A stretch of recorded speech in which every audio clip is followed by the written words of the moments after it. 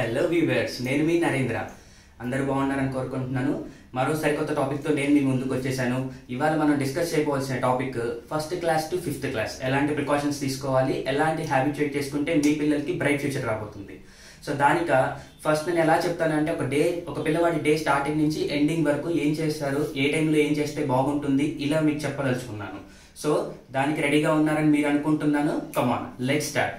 Let us assume ఒక పిల్లవాడు అనేవాడు ఫస్ట్ ఏ పేరెంట్ అయినా బాధపడతాడు. నా పిల్లవాడు ఇంకా లేగలేదు, స్కూల్ అనేసరికి ఇంకా ఎక్కువ నిద్రపోతున్నాడు, నిద్ర లేవట్లేదు, దాంతో లేజీగా అవుతున్నాడు, స్కూల్కి వెళ్తాం కూడా లేట్ అవుతుంది అని మీరు బాధపడుతున్నారు. అవునా కాదా? అవును, రైట్. సో దానికి మీరు చేయాల్సింది ఏంటంటే, ముందు మీ పిల్లవాడిని ఒక అవుట్డోర్ గేమ్ కానీ, లేకపోతే వాకింగ్ కానీ, లేకపోతే స్కేటింగ్ కానీ, ఇలాంటివి ఏమన్నా హ్యాబిచుయేట్ చేయడానికి ట్రై చేస్తే ఆటోమేటిక్గా వాళ్ళు ఉదయాన్నే లేచి ఆ స్కేటింగ్ నేర్చుకొని యాక్టివ్గా అవుతారు. అదే యాక్టివ్నెస్ స్కూల్కి వెళ్తారు, రిటర్న్ వచ్చే వరకు అదే యాక్టివ్నెస్ తో కంటిన్యూ అవుతూ ఉంటారు. సో దానివల్ల మనకి మెయిన్ అడ్వాంటేజెస్ అనేది, వాడు హెల్దీగా ఉంటాడు, ప్లస్ ఇంటికి రాగానే మీకు కొంచెం టైం ఉంటే మీకే ఇంకా హెల్ప్ చేయడానికి వీలు పడుతూ ఉంటాడు. ఆ తర్వాత ఏం చేస్తారు, ఆటోమేటిక్గా దానికి ఒక లంచ్ బాక్స్ పెడతారు, పంపించేస్తారు. అలా పంపించేటప్పుడు, నాన్న ఇది నీతో పాటు మీ ఫ్రెండ్స్కి కూడా కొంచెం షేర్ చేయి అని వాళ్ళకు కూడా కొంత అమౌంట్ని ఇవ్వమని చెప్పి మీరు చెప్పగలిగితే, వాళ్ళు కూడా వాళ్ళ ఫ్రెండ్స్కి షేర్ చేయటం, లేకపోతే వాళ్ళ దగ్గర నుంచి తీసుకోవటం, ఇలాంటివన్నీ అలవాటు చేసుకుంటూ ఉంటారు. అదే అయిపోతుంది. ఆ తర్వాత వాళ్ళ క్లాసెస్ జరుగుతాయి, మధ్యాహ్నం లంచ్ అని, ఈవినింగ్ క్లాసెస్ అయిపోయిన తర్వాత ఇంటికి వస్తూ ఉంటారు. కొంతమంది ఏంటంటే మదర్స్ ఏం చేస్తారు, వాళ్ళ పిల్లల్ని తీసుకొని ఇంటికి వస్తారు. వాళ్ళు నిజంగా లక్కీ, వచ్చే టైంలో వాళ్ళతో డిస్కస్ చేయడానికి కొంత టైం ఉంటుంది, లేకపోతే వాళ్ళ స్నాక్స్ తినడానికి కొంచెం టైం ఉంటుంది. ఆ టైంలో ఇవాళ ఏం జరిగింది, ఏదో చెత్త డిస్కషన్స్ కాకుండా ఇవాళ క్లాసెస్ లో ఏం చెప్పారు, మీ హిందీ టీచర్ ఏమన్నారు, మీ తెలుగు టీచర్ ఏమన్నారు, మీ మ్యాథ్స్ టీచర్ ఏమన్నారు, ఇలాంటి వాళ్ళని రివైండ్ చేస్తూ ఉంటే వాళ్ళకి ఏం చెప్పారు అనేది ఒక ఐడియా వస్తుంది. ఒకవేళ అలా కాకుండా వాడు బస్సులో వస్తున్నాడు అని మీకు అనిపిస్తే, బస్సులో ఇంటికి వచ్చిన తర్వాత అయినా సరే స్నాక్స్ చేస్తున్న టైంలో మీ పక్కనే వాడిని కూర్చోబెట్టుకొని ఇలాంటి డిస్కషన్స్ పెట్టుకుంటే అది పాజిటివ్గా క్రియేట్ అవుతుంది. అండ్ తర్వాత వాళ్ళ ట్యూషన్స్కి వెళ్తూ ఉంటారు, ట్యూషన్స్కి వెళ్ళిపోతూ ఉంటారు, మళ్ళీ సాయంత్రం వస్తూ ఉంటారు. ఈ ట్యూషన్కి వెళ్ళే మధ్యలో టైంలో ఏమవుతుందంటే, వీడికి మెంటల్ స్టెబిలిటీ మెల్లగా తగ్గుతూ ఉంటుంది అనమాట. ఎందుకని అంటే, టీచర్ మేడం కొట్టిందనో, లేకపోతే వాళ్ళ హిందీ టీచర్కి భయపడో, లేకపోతే వాళ్ళ మ్యాథ్స్ టీచర్కి భయపడో, వాళ్ళ సైన్స్ టీచర్కి భయపడో, వాళ్ళు స్లోగా ఏంటంటే డిమోటివేట్ అయిపోతూ ఉంటారు. నాకు మ్యాథ్స్ రావట్లేదు అని. ఇలాంటి ఏజ్ లో మ్యాథ్స్ రావట్లేదు, సైన్స్ రావట్లేదు అని వాళ్ళు డిగ్రేడ్ అయితే, అది అలాగే కంటిన్యూ అవుతూ 10th క్లాస్ వరకు ఆ రిగ్రెట్ ని ఫీల్ అవుతూ ఉంటారు. చివరికి ఎంత పెద్ద స్టేజ్కి వెళ్ళిపోయినా కానీ వాళ్ళకి డైలమాలో పడిపోతారు, నాకు మ్యాథ్స్ రావట్లేదు అని డైలమాలో పడతారు. సో మీరేం చేయాలి అంటే, అలాంటి కండిషన్స్ ఉన్న పిల్లల దగ్గర ఏం పర్లేదు, అది ఈజీ, నేను నేర్పిస్తాను, లేకపోతే మనం ఇంకెవరి దగ్గర చెప్పించుకోవచ్చు అని బేసిక్స్ నుంచి స్టార్టింగ్ నుంచి నేర్పుతూ కనుక జరుగుతూ ఉంటే ఆ సబ్జెక్ట్ మీద వాళ్ళకి ఇంట్రెస్ట్ వస్తుంది. ప్లస్ నేను వాడు భయపడడం అనేది ఖచ్చితంగా జరగదు అనమాట. బేసిక్ అన్న మాట వచ్చింది కాబట్టి చెప్తున్నాను గైస్, బేసిక్స్ అనేది చాలా ఇంపార్టెంట్. మనం ఇవాళ కూడా మనం లెక్కలు నేర్చుకుంటున్నాము, కొన్ని డబ్బులు లెక్కేస్తున్నాము అంటే దానికి కారణం ఇవాళ మనం ఉన్న స్టేజ్ కాదు, మనం 5th క్లాస్ వరకు ఉన్న 6th క్లాస్ వరకు ఉన్న స్టేజ్. అంటే ప్రైమరీ ఎడ్యుకేషన్ లో ఉన్న బేసిక్స్ లైఫ్ లాంగ్ యూజ్ అయ్యాయి అనమాట. అలాగే సెకండరీ స్టేజ్కి వచ్చేసాం అనుకోండి, 6th to 10th వాళ్ళు డైరెక్ట్ గా చెప్పుకుంటూ వెళ్తారు. అప్పుడు బేసిక్స్ కావాలి అంటే ఎవరు డిస్కస్ చేయరు. సో 5th క్లాస్ లోపల మాత్రమే ఈ బేసిక్స్ అనేవి ఎక్కువ వాళ్ళ మైండ్ లో సెట్ అయిపోయేలాగా సెట్ చేయగలిగితే మనం సక్సెస్ఫుల్ గా అవుతాం అనమాట.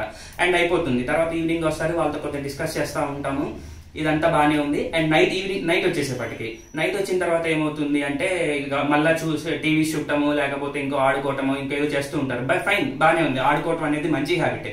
టీవీ చూసే టైంలో మీరు ఏం చేస్తారంటే, మనం ఇంకా సీరియల్స్ ని పక్కన పెట్టేసేసి, ఆ సీరియల్స్ కాకుండా డిస్కవరీ ఛానల్స్, లేకపోతే ఏషియన్, ఇలాంటి పెద్ద ఛానల్స్ చూస్తూ ఉంటే దాంట్లో ఇంగ్లీష్ లాంగ్వేజెస్ అనేవి బాగా వినిపిస్తూ ఉంటాయి.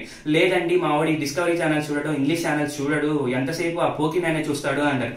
ఓకే, నో ప్రాబ్లం, పోకీమ్యాన్ కూడా చూపించండి, కానీ ఇంగ్లీష్ సబ్ టైటిల్స్ తో కానీ, లేకపోతే ఇంగ్లీష్ లాంగ్వేజ్ లో ఉన్న సబ్ టైటిల్స్ లో వాళ్ళు చూసినట్టయితే ఎలాగో స్టోరీ కంటెంట్ అర్థం అవుతుంది కాబట్టి ఆ ఇంగ్లీష్ వర్డ్స్ అనేవి ఈజీగా మైండ్ కి ఎక్కుతూ ఉంటాయి. ఇలా ఎక్కడం వల్ల వాళ్ళ ఫ్రెండ్స్ దగ్గర కానీ, వాళ్ళ టీచర్స్ దగ్గర కానీ ఎక్కువ ఆ ఇంగ్లీష్ వర్డ్స్ ని వాడుతూ ఉంటారు. అలా హ్యాబిచుయేట్ చేసుకుంటే ఆ వచ్చే ఇంగ్లీష్, ఆ ఇన్ఫ్లుయెన్స్ చాలా చాలా చాలా చాలా కెరీర్ కి హెల్ప్ అవుతూ ఉంటుంది అనమాట.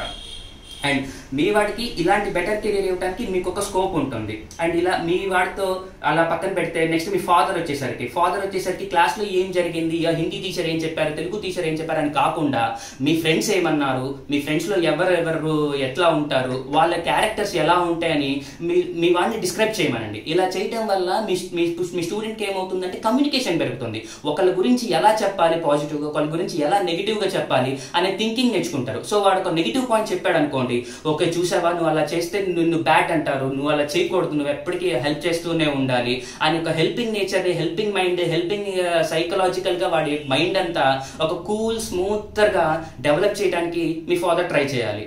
ఇలా చేసినట్లయితే మాత్రం తప్పకుండా ఈ basics 5th class 1 to 5th class అయిపోయేలోపు తనకంటూ ఒక ఐడియా వచ్చేస్తుంది. అండ్ అలాగే ఒక ఇండోర్ గేమ్ అంటే లైక్ చెస్ కానీ క్యారమ్స్ కానీ ఏదైనా సరే, మనం మార్నింగ్ బయటకు వెళ్తున్నాము, ఇలా స్కేటింగ్ నేర్చుకుంటున్నాము, లేకపోతే క్రికెట్ నేర్చుకుంటున్నాము అనుకుంటున్నాం, అలాగే ఒక indoor game like solving Rubik's cube ని సాల్వ్ చేయడం కానీ, లేకపోతే చైనీస్ చెక్కర్ కానీ, లేకపోతే చెస్ అయితే ఇంకా సూపర్ అనమాట. చెస్ లాంటివి గేమ్స్ నేర్పిస్తూ ఉంటే వాళ్ళకి లాజిక్ థింకింగ్, అనలిటికల్ థింకింగ్ లాంటివి పెద్దవి వాళ్ళు నేర్చుకోవడానికి ఎక్కువ స్కోప్ ఉంటుంది అనమాట. ఇలా చేయటం వల్ల మన స్టూడెంట్ అనేవాడు, మన పిల్లవాడు మన దగ్గర మనతోనే ఉంటూ హ్యాపీగా ఎంజాయ్ లైఫ్ ని లీడ్ చేస్తూ ఉంటాడు. అండ్ ఎప్పుడు మీ పిల్లవాడిని ఈ 1 to 5th క్లాస్ రేంజ్ లో డిగ్రేడ్ చేయకూడదు. వాడు చదివేస్తున్నాడు, వాడు ఫస్ట్ ర్యాంక్ వచ్చాడు, నీకు రావట్లేదు, ఇలాంటివంటే మాత్రం లైఫ్ లాంగ్ వాళ్ళు అలాంటివి భరిస్తూనే ఉంటారు. మన అలాంటి పేరెంట్స్ ఉన్నందుకు వాళ్ళు బాధపడుతూనే ఉంటారు. సో అలా బాధపడకుండా వాడికి వచ్చినంత వాడిలోనే వాడిని ఎంకరేజ్ చేస్తూ, వెరీ గుడ్, నువ్వు చేయాల్సింది నువ్వు చేసు, మంచి మార్క్స్ వచ్చాయి, నో ప్రాబ్లం, మార్క్స్ అనేది ఇంపార్టెంట్ కాదని నీకు తెలుసు, నాకు తెలుసు, వాడు ఏం నేర్చుకున్నాడు అనేది ఇంపార్టెంట్, వాడు పక్కన వాడికి ఎలా నేర్పాడు అనేది ఇంపార్టెంట్, అండ్ పక్కన వాళ్ళకి ఎంత హెల్ప్ చేస్తున్నాడు అనేది ఇంపార్టెంట్. ఈ 3 ఆస్పెక్ట్స్ మీద మీరు కాన్సన్ట్రేట్ చేయగలిగితే మాత్రం మన పిల్లవాడు ఖచ్చితంగా రేపు ఇస్రో సైంటిస్ట్ అవుతాడు. అట్లీస్ట్ ఇస్రో సైంటిస్ట్ కాకపోయినా ఇస్రోలో ఒక జాబ్ కొట్టిన వాడన్నా అవుతాడు. సో ఫ్రెండ్స్, ఇది ఇవాళ నేను చెప్పాలనుకుంటున్నాను. సో దాన్ని బట్టి మీ చైల్డ్ కి ఎలాంటి ప్లాన్ చేసుకుంటే బెటర్ అనేది మీకు అనిపిస్తే దాన్ని బట్టి ప్లాన్ చేసుకు ఉండండి. ఇవి పక్కన పెడితే నాకు కొన్ని సజెషన్స్ ఇస్తున్నారు, కామెంట్స్ ఇస్తున్నారు, చాలా థ్యాంక్ యూ అండి. ఎవరెవరికైతే నా కామెంట్స్ ఇచ్చారో వాళ్ళందరికీ నా చేతులైతే నేను నమస్కరిస్తున్నాను. నేను కొన్ని ఆర్డర్స్ పెట్టుకున్నాను, అవన్నీ వచ్చిన తర్వాత ఒక మంచి సెటప్ తో డెఫినెట్ గా మీ ముందు ఉంటాను. అప్పటిదాకా కొంచెం ఇట్లాంటి ఇబ్బందులు పడుతూ ఉండాల్సిందే. Thank you very much. Please ఈ వీడియో నచ్చినట్లయితే మీరు లైక్ చేయండి, కామెంట్ చేయండి, షేర్ చేయండి. అండ్ మన ఛానల్ పేరు మాత్రం మర్చిపోకండి, కెరీర్ ఆస్పెక్ట్స్ బై నరేంద్ర. నమస్తే, జై హింద్.